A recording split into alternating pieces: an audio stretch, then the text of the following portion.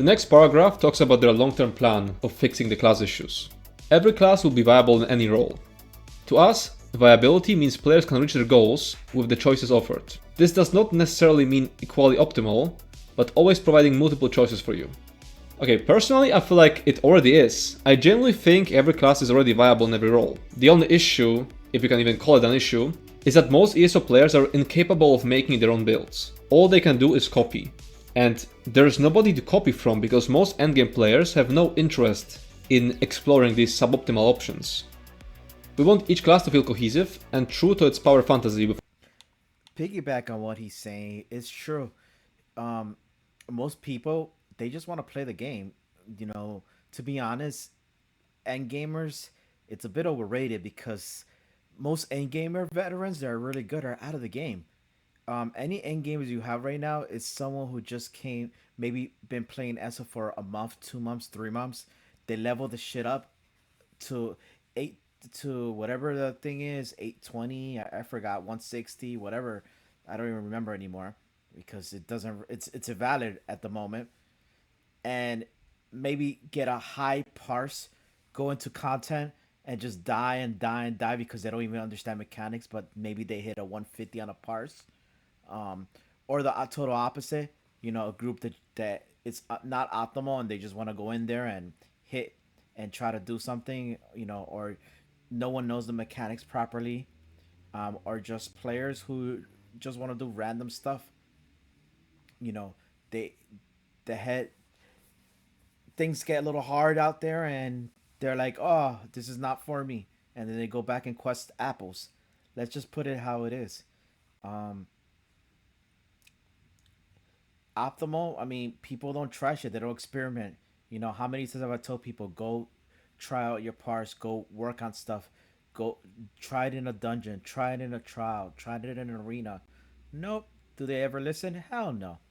Then they go into trial, they suck, and they're like, but I hit 150. How do I suck? Because you don't practice. You got to put in the time in. And of course, people are clearing, so they're like, oh, I'm clearing, but they suck, and that's just fucking true reality. They suck. They don't try any builds. They don't try anything. They just whatever the meta tells them, and they suck. I'm gonna put it how it is. They suck. They suck. You know. How do you get good?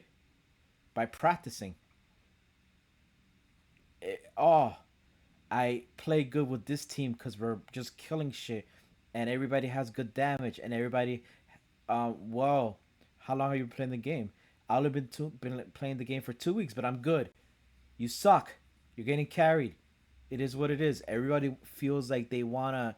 Everybody thinks they're the prima donna, that they can just be extensively talented and just skillful, and that they just can come into the game and do rah rah rah. Everybody thinks they're that player. No, you're not. To be good, most of us, even the best, had to do reps. There's no such thing as, hey, are there exceptions? Yeah, there's people who come into the game, they're naturally fit in, but there's still a learning curve for everyone. And sometimes you might not notice it because you're playing in a good group, or you have good chemistry with a good group, or vice versa. Also depends on the goals that you're trying to make. Abilities, animations, and audio effects that reinforce its core identity. This means refreshing and modernizing abilities, so they look and feel as impactful as those of more recently introduced classes, like the Arcanist. And I'm extremely glad to hear that. Old classes' visuals look like garbage compared to Arcanist.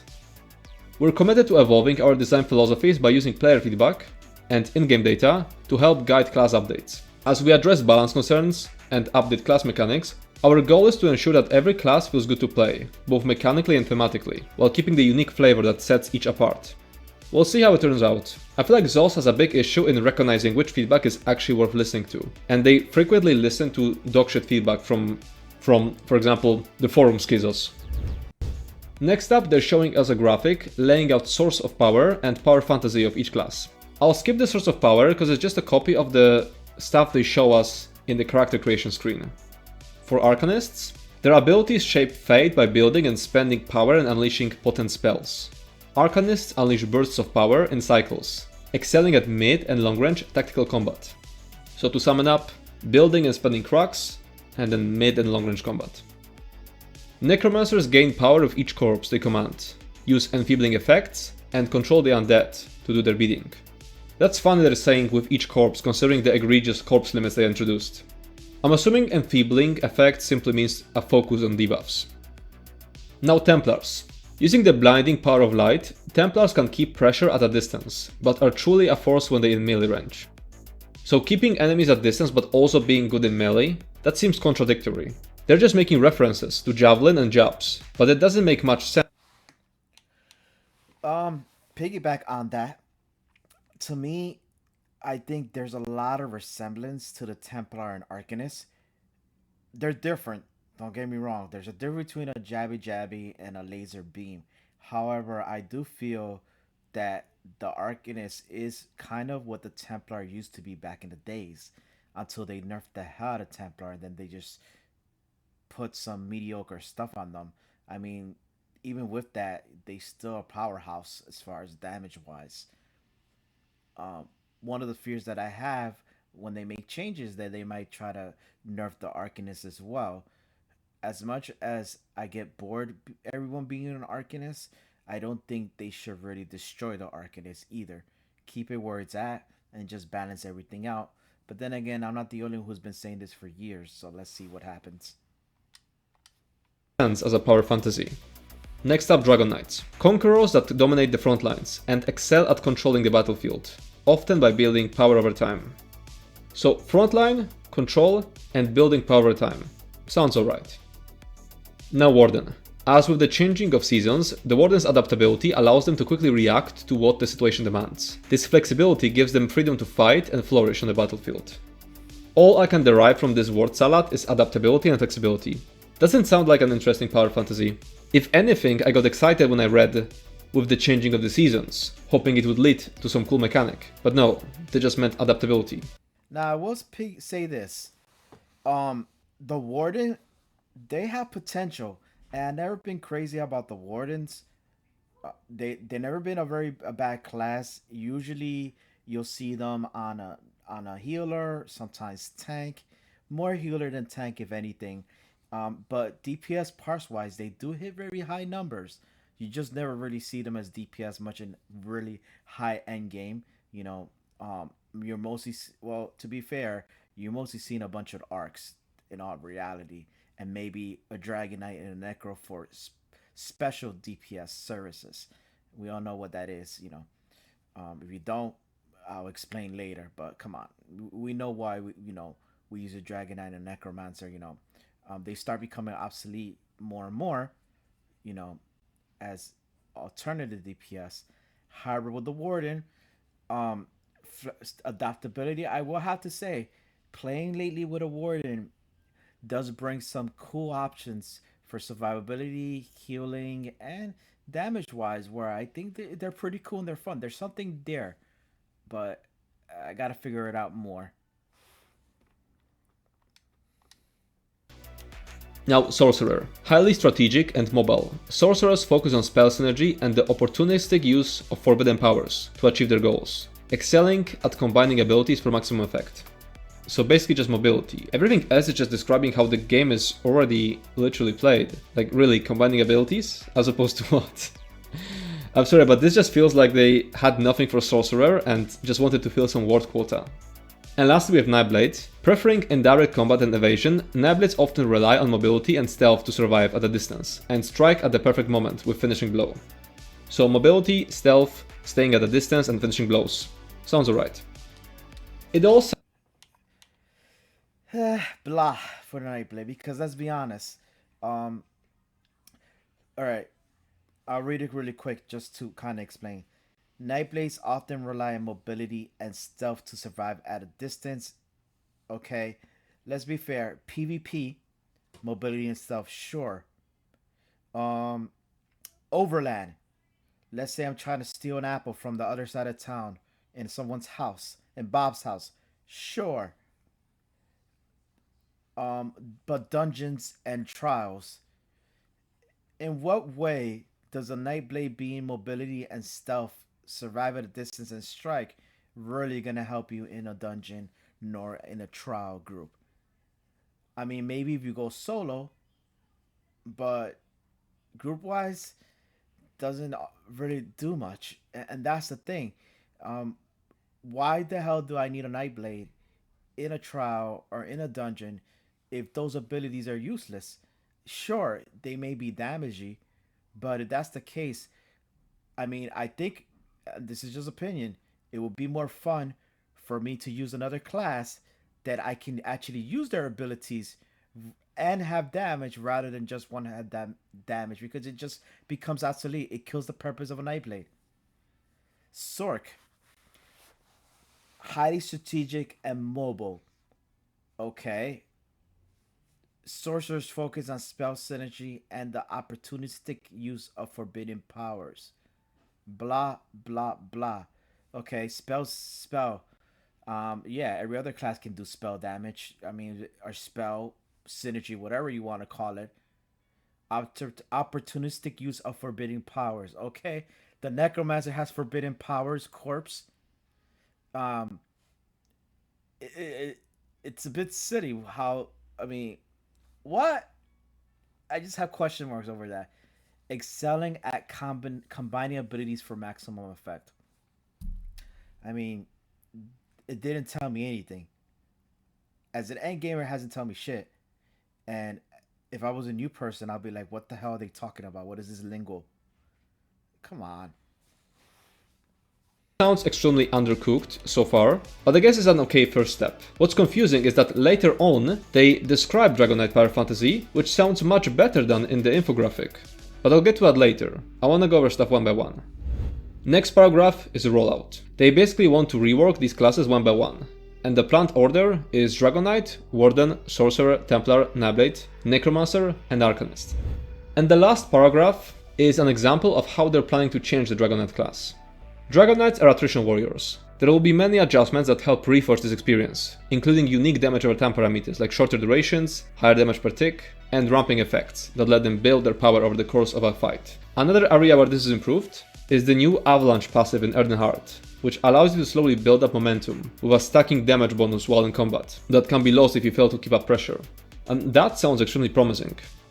Dragon Knights' flames are ravenous and demand fuel. Dragon Knights are designed to require careful resource management, creating the feeling that their flame always needs fuel. This also helps balance the class, preventing them from dominating long battles, simply by outlasting their opponents. While we still believe in this design philosophy, we've also tried to build more satisfying methods of solving those problems inside the class kit, like reworked Inhale, which has moved to Ardent Flame, and now briefly restores a percent of your missing resources over time, before unleashing its classic explosion.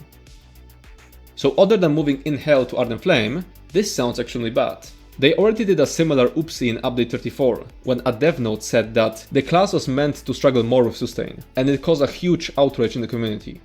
There are two reasons why this is awful. First, not having sustain will never be fun. And second, we have plenty of tools to fix whatever sustain issues they throw at us. ESO has insane freedom in making your build, so we can simply choose to get more sustain in multiple different options. They will never achieve this struggle with sustain gameplay, because it will always be more optimal to trade power for sustain in another part of our builds, like champion points, enchants, food, or anything really. Not to mention that we can also get sustain from other players, through support sets. And if they balance around that, they're creating a very problematic environment, where the class is only playable with good teammates. If they really want to make fuel part of a Dragonet class identity, it has to be some new type of class resource, kinda like cracks. Then they could make us actually struggle for that fuel, without it feeling bad to play, because we would still have stamina or magicka to cast other skills. And in the last part, I have to agree with that what he's saying because this was a long back when Dragon Knight had this problem. You know, they made it better now, but before, um, and I don't remember the time. This, I mean, I've been playing Elder Scrolls for so long that I forget the times and dates. So excuse me for that. But years ago, I remember I was trying to work out a Dragon Knight, and one of the biggest problems that I did not like was the sustain. It just sucked. I mean, I could play any class right now and like it because, you know, I just know how to, um, you know, I mean, goodness gracious, I've been in the light attack era, you know, light attack and heavy attack era. So for me, you know, I some of the complaints that people may have about certain things maybe irrelevant for me, and I don't want to brag because I I know how to do the little fundamentals that people hate doing. However, still, um, I'm not naive enough. I'm not naive to understand that we're trying to. It's simplicity. You want to have fun and simplicity.